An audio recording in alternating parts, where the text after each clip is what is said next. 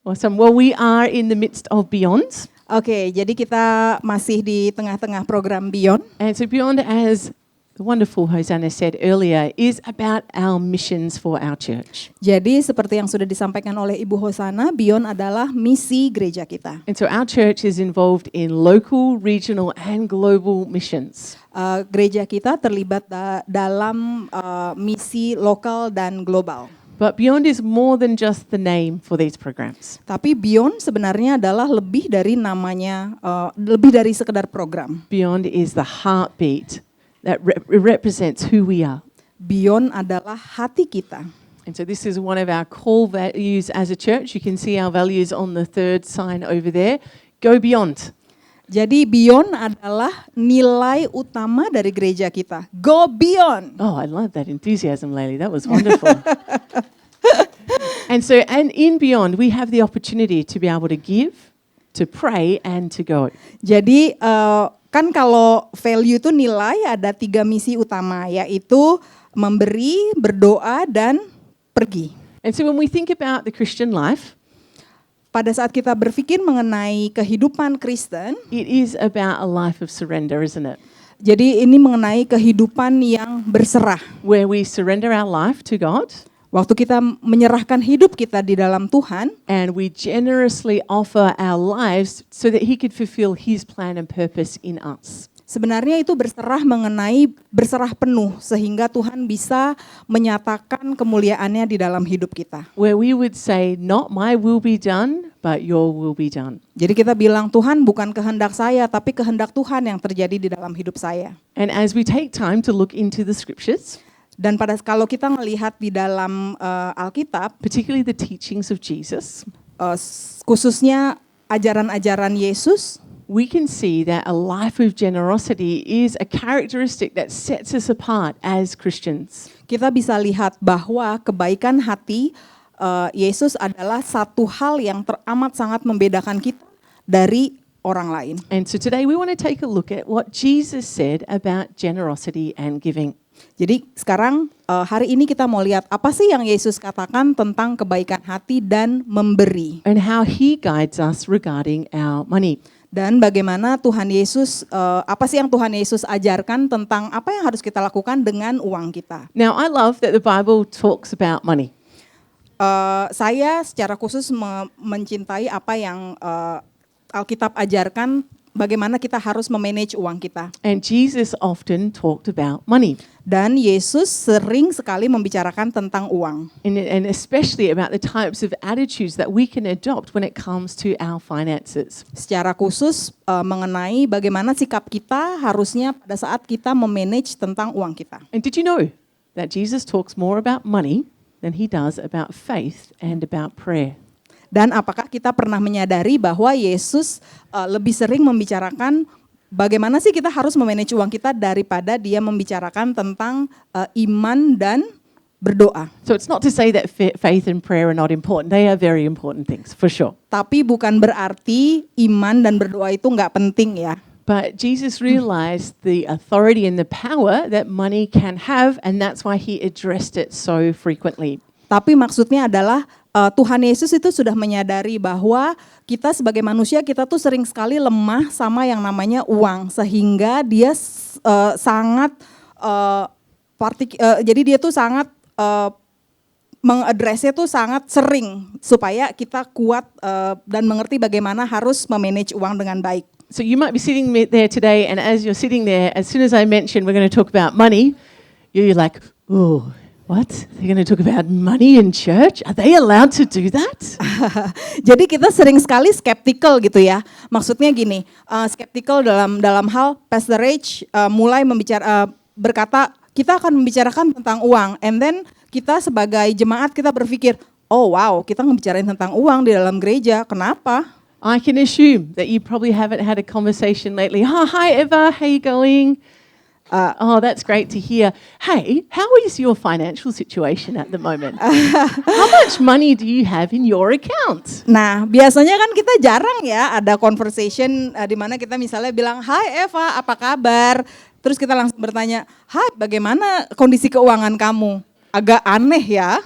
So probably we haven't had those types of conversations. Ya, saya rasa kita jarang memiliki tipe pembicaraan atau percakapan yang seperti itu. Unless you're a university student and you're calling your mum.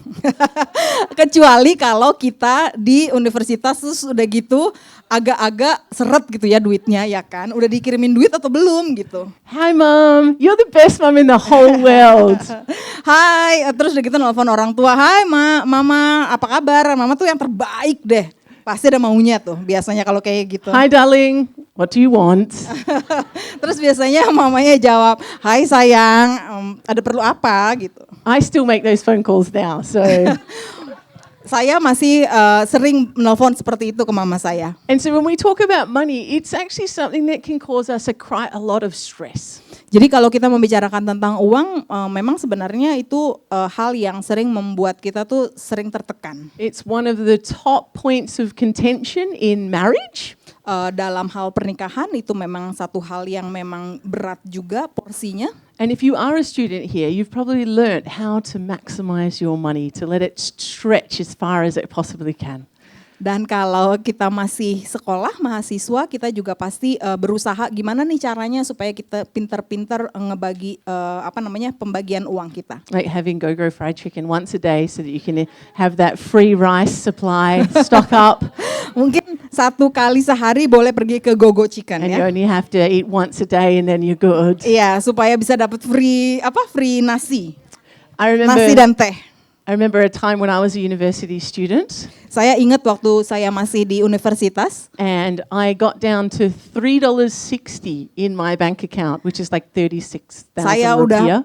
Saya sempat di bank saya tuh tinggal 3,6 Australian dollar. Mungkin sekitar 36.000 ya. And so it was 24 hours before I was going to get my next pay. 1 hari sebelum saya dapat paycheck sebelumnya. I couldn't really buy anything because there's like a limit as to how much you can buy with the card, and I couldn't take the money out because it was under $5. So we couldn't take the money out. Jadi zaman itu pokoknya tuh harus punya minimum $5, tapi saat itu saya hanya punya $3,6. And so I went to my cupboard just to see if the Lord would provide a miracle. Terus saya pergi ke ATM terus and then lihat siapa tahu ada keajaiban gitu kan. And I found some flour and some salt. And then ada ke kitchen. In the kitchen, yeah, ke cupboard in the dapur, kitchen. sorry bukan ke ATM, ke dapur and then ternyata hanya ada garam dan And I was like, I'm going to make some damper, which is like an Australian, like a traditional Australian bread. I'm like, that's all I need. Awesome, I can eat some foods. Oke, ternyata di dapur tuh hanya ada roti sama garam and then ya udah kalau gitu makan itu aja deh. And I failed miserably and it was unedible. Let's just put it that way. Maybe I used too much salt. I don't know how I could go wrong. There's only 3 ingredients, water, salt and flour. But somehow I messed it up and didn't get to eat that either. Dan ternyata setelah dicoba itu nggak ada, ada sih rasanya cuma asin tapi nggak bisa dimakan juga. So let's just say that it was a very low point in my life and in my financial world. Jadi kalau kita membicarakan uang itu adalah salah satu poin terendah dalam hidup saya. So university students here, semangat, yeah, it's going to be okay. Oh wow, oke. Jadi semua student semangat ya. So money has a high importance in our life. Jadi memang kenyataannya uang itu memang sangat penting. Because we exchange our life for it. Karena kita itu bahan pertukaran ya. We exchange our time, our efforts, our energy. Kita gunakan energi kita, terus udah gitu waktu kita our itu dengan uang. expertise or knowledge. Pengetahuan kita itu untuk uang. And so as we work, we make money. Dan saat kita bekerja pun kita menghasilkan uang. So that money represents the value of the work that we've done. Jadi uang itu adalah representasi dari hasil kerja keras kita. And then we can use that money to live our lives. Dan kita menggunakan uang itu untuk melaksanakan hidup kita. To provide for our daily needs. Untuk menghidupi kebutuhan sehari-hari kita. And so when we start talking about being generous, dan kalau kita mulai membicarakan tentang berbuat baik, giving to others, memberikan kepada orang lain, using our own finances, menggunakan uang yang tadi kita hasilkan, it can cause us to say, hang on a minute. kadang-kadang kita akan berpikir, wait, tunggu dulu. But I really need that money. Aku perlu uang itu. I want to be able to buy nasi kuning for breakfast Aku mau and beli not nasi have plain kuning. rice. Aku mau beli nasi kuning, aku nggak mau nasi yang putih. I really want to buy those new Converse shoes Aku mau beli sepatu Converse. because I really need them. Really Karena- need them. Terus kita mulai bikin alasan, karena aku benar-benar perlu. We can kind of get feelings within us, can't we? It's like, but I have needs and I want to see those needs met. If I give, then it means there's not enough for me to live my life. Dan kita, ya seperti yang tadi saya sampaikan, kita bikin alasan bahwa kita perlu. Dan kalau kita memberi kepada orang lain, maka kebutuhan kita sendiri tidak akan terpenuhi. And we can think, I can't afford to maybe live now. I can't maybe then afford to give to others because I can't do what I need to do with my own life. Dan kalau kita memberi, maka kebutuhan kita tidak akan tercapai. But there's something about the kingdom of God Tapi ada satu hal tentang kerajaan Allah that doesn't work the way that the earthly financial world works. yang tidak sama dengan matematika kita di dunia ini. And the longer that we journey with God, Dan semakin lama kita berjalan bersama dengan Tuhan, the more that we begin to realize that when it comes to money, it is truly more blessed to give than it is to receive. akan kita semakin menyadari bahwa kita akan semakin diberkati saat kita memberi kepada Tuhan. And that our giving opens up the opportunity for God to provide and be generous towards us. Dan saat kita memberi bagi orang lain, itu membuka pintu bagi Tuhan untuk memberi lebih bagi kita. That the Lord is able to bless us abundantly. Bahwa Tuhan itu mampu memberikan lebih bagi kita, So that in all things, at all times, bahwa dalam segala hal, dalam setiap waktu, having all that we need, memiliki semua kebutuhan kita, we will abound in every good work in Jesus. semua kebutuhan kita itu akan terpenuhi. And so today we're going to have a look at 5 principles that Jesus teaches us about generosity in giving. Nah, kita akan membicarakan tentang 5 prinsip, 5 dasar, 5 hal yang Tuhan Yesus ajarkan Are you tentang ready? memberikan. Apakah kita semua No. ready? Are you Siap? ready? The more enthusiastic you are, the faster Iya I'll nih, get nggak through kedengeran them. suaranya. Apakah kita semua ready?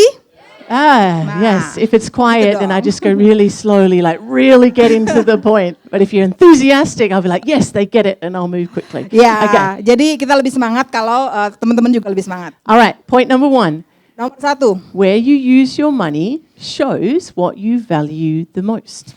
di mana kita menggunakan uang kita itu memperlihatkan apa yang kita nilai kita yang terbesar. One time Jesus was giving what we know as the Sermon on the Mount, which is a number of teachings about different things about life. Satu hari Tuhan Yesus mengajarkan tentang ajaran tentang memberikan di bumi. And so we read in Matthew 6, verse 19 to 21, Jesus says these things to us. Do not store up for yourselves treasures on earth where moths and vermin destroy and where thieves break in and steal, but store up for yourselves treasures in heaven where moths and vermin do not destroy and where thieves do not break in and steal. For where your treasure is, there your heart will be also. Dalam ajaran ini Tuhan Yesus berkata di Matius 6 ayat 19 sampai 21, janganlah kamu mengumpulkan harta di bumi ngengat dan karat merusaknya dan pencuri membongkar serta mencurinya. Tetapi kumpulkanlah bagimu harta di sorga. Di sorga ngengat dan karat tidak merusaknya dan pencuri tidak membongkar serta mencurinya. Karena di mana hartamu berada, di situ juga hatimu berada. What a great passage there. So throughout the Gospels, as we look at Jesus' teachings about giving, we see that Jesus uses our money as a tool to see where our priorities really lie. Jadi kalau kita perhatikan di Alkitab, Tuhan Yesus itu menggunakan uang untuk melihat di mana sih hati kita itu kita letakkan gitu. And so if you think about it, your bank statement is kind of like a bit of a record of what you value. Jadi kalau kita lihat nih rekening bank kita itu adalah gambaran dari apa sih yang kita value dalam hidup kita. If you look at Emmanuel's bank statement, it's go pay, go pay, go pay. Because his wife is like, babe, can I have some money for lunch? Babe, can I have some money for lunch? Jadi kalau Pastor Emmanuel itu account banknya itu untuk bayar GoPay karena Pastor Rich itu minta uang dong buat makan siang. So yang paling di value oleh Pastor Emmanuel adalah lunch dinner Yep. ceritanya gitu.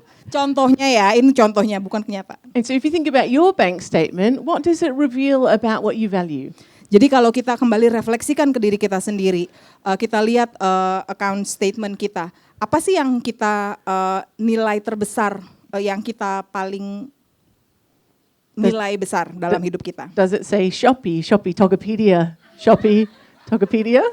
Apakah kita transfer banyak ke Shopee, Tokopedia? Apakah kita belanja terus untuk diri kita sendiri? I've already shared about how I don't have my bank account or access to the bank account with our Tokopedia app. I have to do that through Pastor Emmanuel because otherwise our account would look Shopee, yeah. Saya sudah share bahwa saya udah bagikan bahwa saya nggak punya akses langsung ke bank account, tapi harus lewat Pastor Emmanuel karena kalau langsung lewat saya itu pasti semuanya akan langsung Shopee, Tokopedia gitu, akan belanja terus. So in saying that, Pastor Emmanuel does buy books all the time from Tokopedia. So you got to watch him because sometimes I'll check his account and be like, babe, what's this Tokopedia? It's books. He just loves books. If you want to buy him a gift, that's what you give him, is a book. Jadi kalau Pastor Emmanuel itu kalau dilihat bank account-nya Tokopedia, tapi ternyata setelah dicek itu buku. Jadi Pastor Emmanuel itu suka membaca. Jadi kalau kita go back to this or that yang tadi ya, boleh early Christmas present itu buku.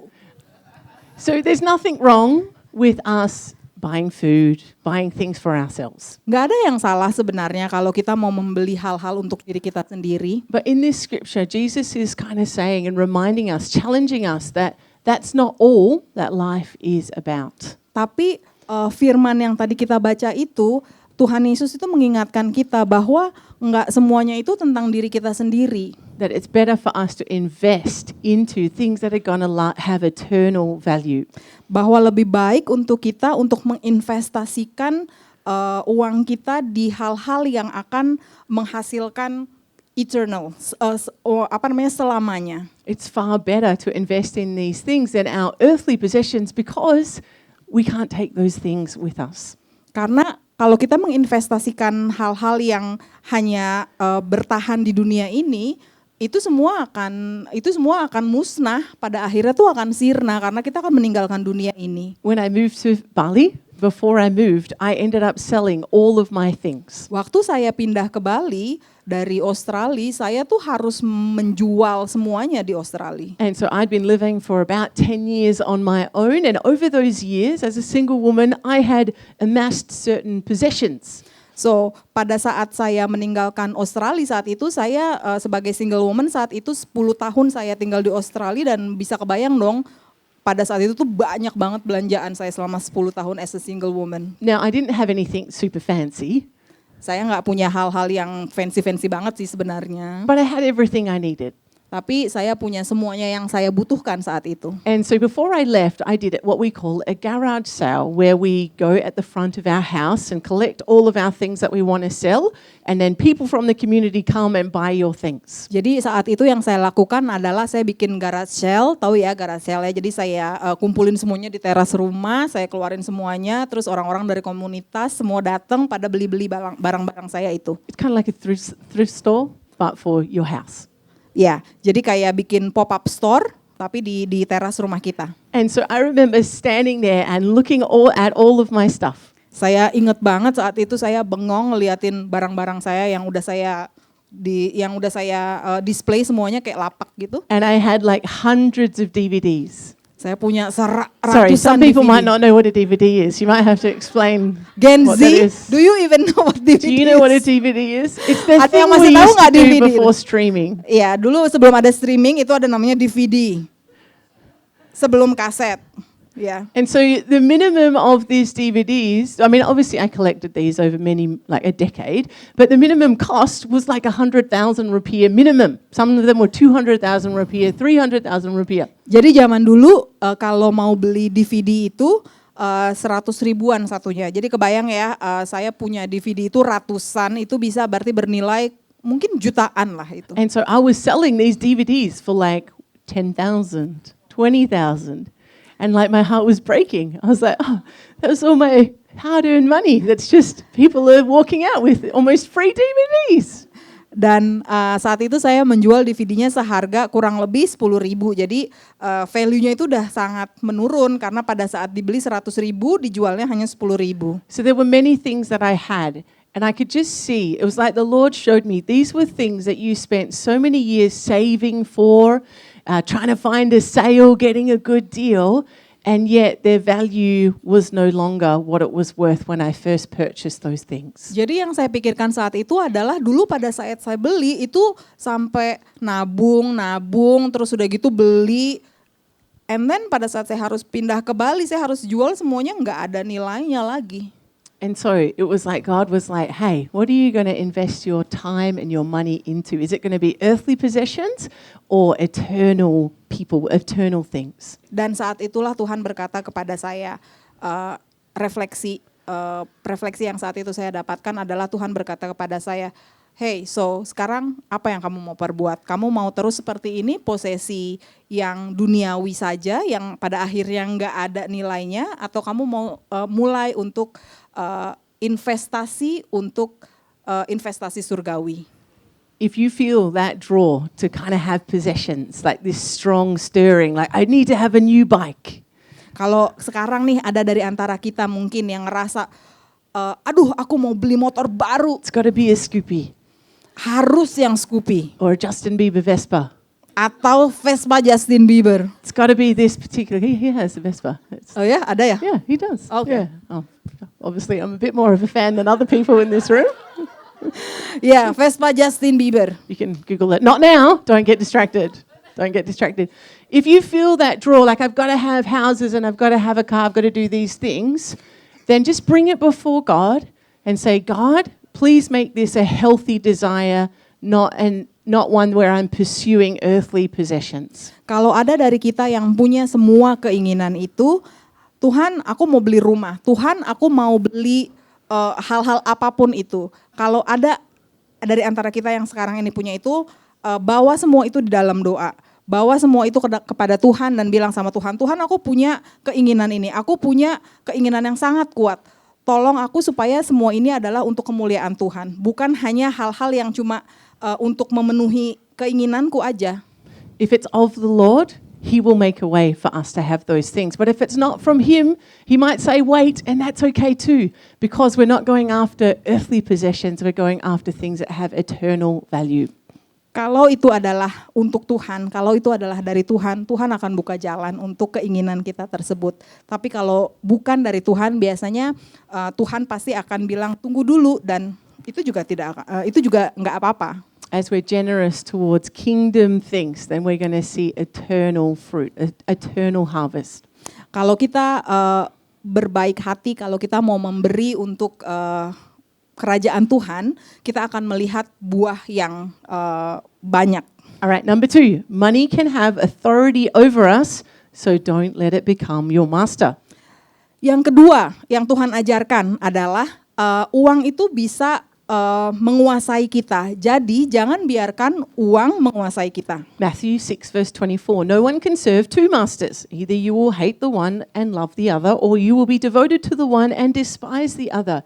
You cannot serve both God and money. Matius 6 ayat 24 berkata, tak seorang pun dapat mengabdi kepada dua tuan, karena jika demikian, ia akan membenci tuan yang seorang dan mengasihi yang lain, atau ia akan setia kepada yang seorang dan tidak mengindahkan yang lain. Kamu tidak dapat mengabdi kepada Allah dan kepada Mammon. So we believe that God created the heavens and the earth. Kita percaya bahwa Tuhan menciptakan surga dan bumi. And ultimately everything belongs to Him. Dan semuanya milik Tuhan. In 1 Timothy 6 verse 7 it says, we brought nothing into the world and we can take nothing out of it. 1 Timotius 6 ayat 7 berkata, sebab kita tidak membawa sesuatu apa ke dunia dan kita pun tidak dapat membawa apa-apa keluar. It's true, when you were born, you didn't have a wallet of hundreds of 100,000 rupiah. Ini There's no benar, pockets, right? So you didn't have a wallet. You didn't bring that into the world. ini sangat benar adanya ya, karena saat kita lahir ke dunia ini kita nggak bawa apa-apa. And you can't take anything with you when you go. Dan pada saat kita pergi dari dunia ini pun kita nggak bisa bawa apa-apa. And so during our time on earth, we are merely stewards, just managers of what God gives us, resources that are from God. Jadi sebenarnya saat kita dalam perjalanan kita di dunia ini, kita tuh hanya bisa memanage aja. This includes our money. Dan termasuk di dalamnya adalah uang. And let me say that money is a horrible master. Dan uang adalah tuan yang buruk. It looks appealing on the outside, Dari luar kelihatannya sangat baik. but on the inside it is filled with not good things. Tapi sebenarnya dari dalam sebagai tuan itu penuh dengan hal-hal yang tidak baik. If we become slaves to money, Kalau kita menjadi budaknya uang, we'll find ourselves being consumed with things like greed, kita akan menjadi orang-orang yang penuh dengan keserakahan. we'll always be wanting more, Kita akan selalu kepingin lebih dan lebih lagi. and we'd never be truly satisfied Dan with kita what we tidak akan have. pernah puas dengan apa yang kita miliki. When we adopt the mindset that we're stewards of the resources that God has given us, Tapi pada saat kita mengadopsi, pada saat mindset kita adalah kita memanage apa yang Tuhan percayakan kepada kita, that gives us then the authority to be master over our money, because we're saying, God, ultimately you're the master and you're guiding and leading me with what I do with my finances. kalau mindset kita adalah seperti itu, maka kita adalah tuannya si uang, karena tuan kita adalah Tuhan. And so one of the best ways that we can ensure that money doesn't become our master is to give. Jadi salah satu jalan yang paling baik untuk memastikan bahwa kita tidak menjadi budaknya uang adalah dengan memberi. To be generous towards others. Memberi bagi orang lain dan baik hati kepada orang lain. All right, number 3, it's the heart of the giver that matters the most, Yang more ke- than the amount given. Yang ketiga yang Tuhan ajarkan adalah hati sang pemberi adalah yang lebih diutamakan daripada jumlah yang diberikan. So one day Jesus sat down opposite the place where the offerings were put and watched the crowd putting their money into the temple treasury. Many rich people threw in large amounts, but a poor widow came and put in 2 very small copper coins worth only a few rupiah. Calling his disciples to him, Jesus said, "Truly I tell you, this poor widow has put more into the treasury than all the others. They gave out of their wealth, but she gave out of her poverty, put in everything, all that she had to live on." Markus 12 ayat 41 berkata, pada suatu kali Yesus duduk menghadapi peti persembahan dan memperhatikan bagaimana orang banyak memasukkan uang ke dalam peti itu. Banyak orang kaya memberi jumlah yang besar. Lalu datanglah seorang janda yang miskin dan ia memasukkan 2 peser, yaitu 1 duit. Maka dipanggilnya murid-muridnya dan berkata kepada mereka, "Aku berkata kepadamu, sesungguhnya janda miskin ini memberi lebih banyak daripada semua orang yang memasukkan uang ke dalam peti persembahan. Sebab mereka semua memberi dari kelimpahannya, tetapi janda ini memberi dari kekurangannya, semua yang ada padanya, yaitu seluruh nafkahnya." Now, when it comes to living generously, the focus is not on the amount that we can give. Jadi pada saat kita membicarakan tentang kebaikan hati, fokusnya bukanlah terhadap berapa banyak sih yang kita berikan. Because those born into a rich family would automatically have an unfair advantage. Karena kalau kita lahir, orang-orang yang lahir di keluarga yang kaya, otomatis pasti jumlahnya akan lebih banyak. What matters most is the heart. Tapi yang paling dilihat oleh Tuhan adalah hati. The attitude that we have towards giving matters most to God. Sikap hati kita itulah yang paling dilihat oleh Tuhan. Now we see in this story, this was the story of a widow bringing her offering. Dalam kisah ini yang kita lagi pelajari adalah bagaimana seorang janda yang miskin membawa persembahan untuk If there Tuhan. was anybody that could have had an excuse to say, I don't have any money to give, definitely this widow lady would have been her. Sebenarnya kalau ada orang yang mau kasih alasan, ya janda miskin ini yang paling punya alasan yang tepat. Widows were considered some of the most needy people in the community. And in fact, Jesus commanded us to help and support and look after the widows. Dalam komunitas, janda ini adalah dilihat sebagai orang yang sebenarnya paling tidak punya. Dan bahkan Tuhan Yesus meminta kita yang bisa itu justru untuk membantu janda ini. Yet here she was offering her money as an act of worship to God. Tetapi kita bisa lihat di sini bahwa janda ini justru memberi sebagai persembahannya dia kepada Tuhan, sebagai worshipnya dia kepada Tuhan. Now this woman's offering, it challenges me. Nah di sini persembahannya si janda ini benar-benar men-challenge saya. Does it challenge you? Apakah hal ini men-challenge kita semua di sini? Would you be willing to do the same? Apakah kita mau melakukan hal yang serupa? Let this woman's story be an encouragement to us that actually there's still more that we can do. There's another level of generosity that we can operate in. Mari kita jadikan cerita janda ini menjadi inspirasi untuk kita bahwa ada kebaikan hati yang sebenarnya kita masih bisa gali lagi di dalam hati kita. Mari kita level yuk kebaikan hati kita bawa lebih tinggi lagi. So it's not the amount that we give, but it's the heart in which we give. Jadi mari kita ingat-ingat, itu bukan tentang, ini semua bukan tentang berapa banyak yang kita mau kasih, tapi apakah kita mau memberi untuk Tuhan. Number 4, as we are faithful with the little, God will entrust us with more. Yang keempat, kalau kita mau setia dengan hal-hal yang kecil, percayalah Tuhan akan mempercayakan kita dengan hal-hal yang jauh lebih besar. You may be familiar with the story of the parable of the talents or the parable of the bags of gold. Kita mungkin di sini sudah familiar dengan cerita talenta. A rich man has 3 servants. Seorang yang kaya memiliki tiga pelayan. And the man gives his servants an amount of money. Dan orang kaya ini memberikan tiga pelayannya masing-masing uang. And there are different amounts that are given to the different men. 3 uang yang beda-beda jumlahnya. First is given 5 talents. Yang pertama dikasih 5 uang. The second 2 talents. Yang kedua dikasih 2. And the third is given 1 talent. Yang ketiga dikasih 1. And while the master is gone, he instructs them to make money, to invest that money, to be able to grow that money.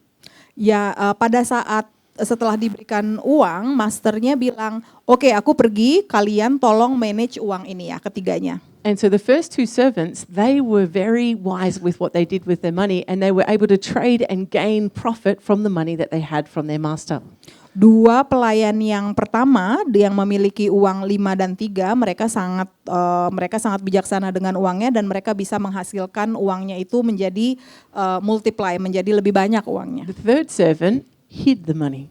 Yang pelayan yang ketiga yang punya hanya 1 aja, dia ngumpetin uangnya, diumpetin. Because he was scared of the master. Karena dia takut dengan masternya. And the master, he was upset. He was like, you should have done something with that money. At least put it in the bank and get some interest. Jadi si masternya ini kesel dia. Kamu kok cuma udah aku kasih 1 terus udah gitu nggak berkembang uangnya. Harusnya kamu masukin ke dalam bank. At least ada interestnya, at least ada bunganya. Now let's listen to what the 2 men that actually invested the money, what he said to them.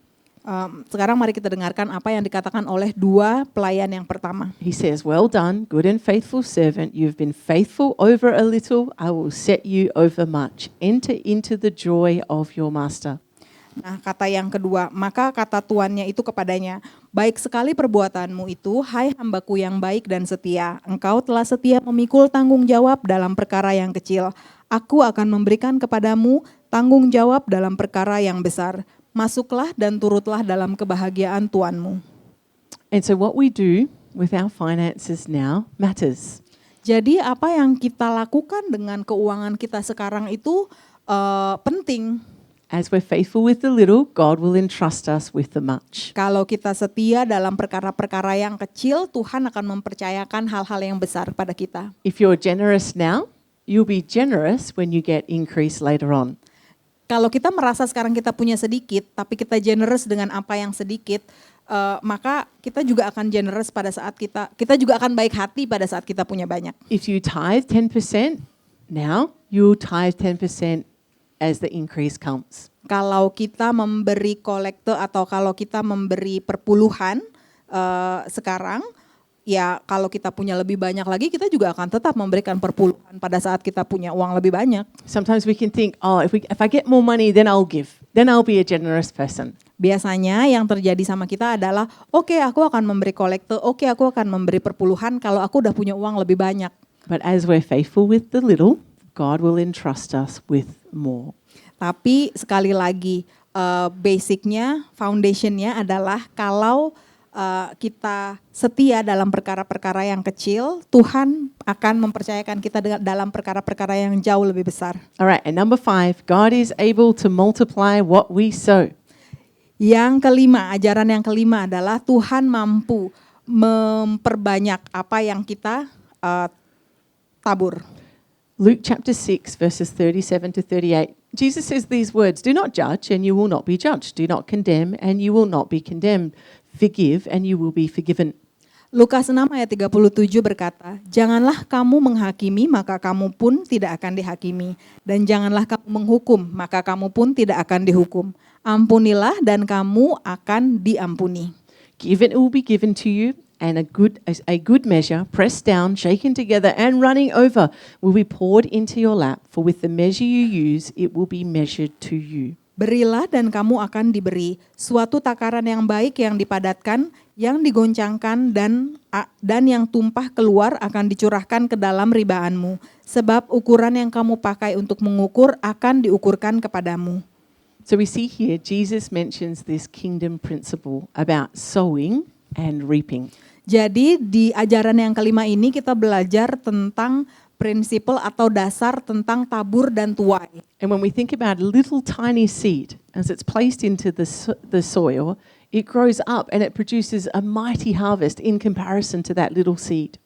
Jadi kita belajar tentang benih ya, benih yang kalau kita tabur di tanah, itu akan tetap berkembang menjadi satu hal yang besar. And so what we give, our time, our effort, our money, apa yang kita tabur, waktu kita, uang kita, segala yang kita berikan untuk Tuhan, our love, our care, our forgiveness, maaf yang kita berikan kepada orang lain, kemudian rasa sayang kita kepada orang lain. as we live generously, we're going to receive generously from God. Kalau kita berbaik hati, kita memberi banyak, kita juga akan menerima banyak dari Tuhan. We'll see a mighty harvest from what we have sown. Kita akan menerima banyak dari apa yang sudah kita akan kita akan menuai And this yang is teramat-sangat what Beyond banyak. is all about. Dan inilah Beyond. Us taking hold of the mission that God has given us to reach the people in our community. Kita ambil bagian dalam program ini. And what we do at this time of year, just once a year, we like to invite our church to be able to give towards these programs that we're involved in. Kita hanya satu tahun sekali aja kita ambil bagian, kita mau reach out ke community kita.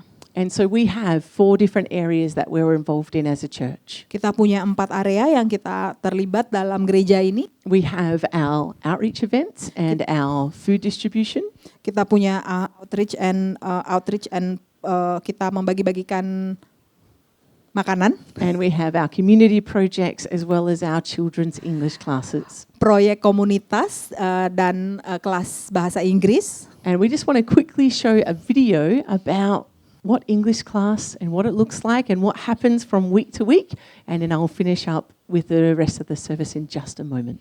Oke, kita akan melihat video tentang English class dan apa yang terjadi setiap minggu.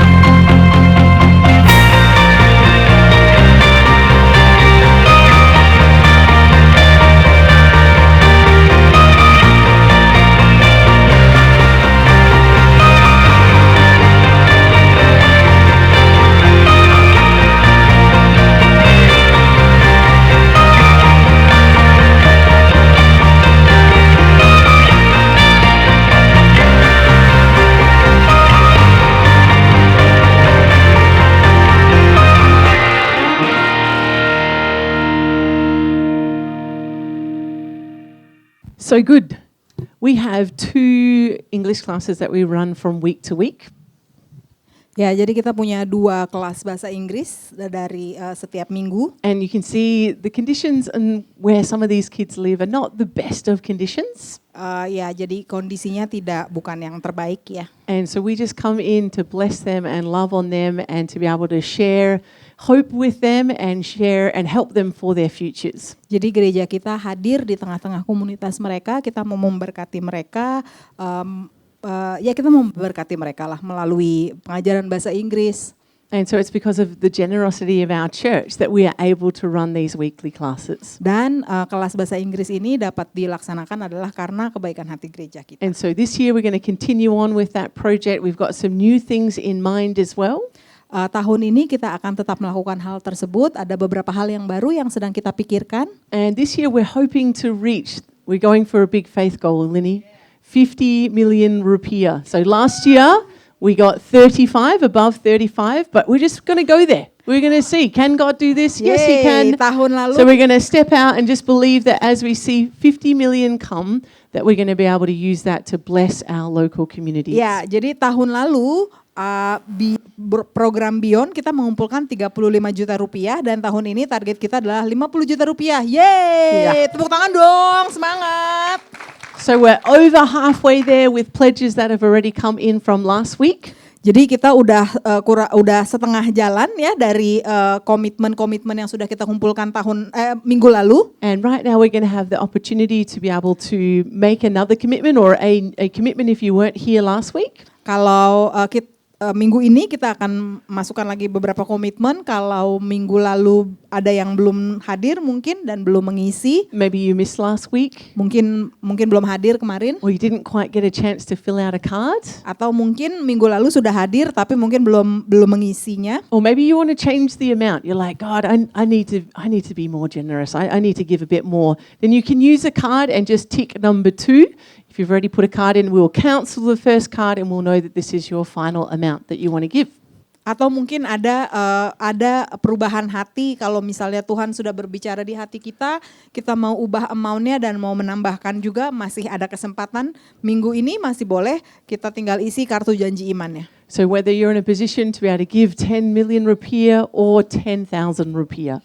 Berapapun yang Tuhan kasih di hati kita mau isi 10 juta rupiah atau 10.000 rupiah, kembali ke firman yang tadi, bukan tentang berapa saja tapi hati kita. We would love everyone in our church to be able to be a part of giving to Beyond this year. Kita sangat ingin semua jemaat itu mengambil bagian dalam program Beyond. And remember, it's not about the amount, it's about the heart in which we're giving. Sekali lagi ini bukan hanya tentang berapa jumlah yang kita berikan, tapi tentang hati kita untuk memberi bagi Tuhan. All right, let me pray for you as we Baik, think about what we're going to give to kita Beyond. akan kita akan berdoa.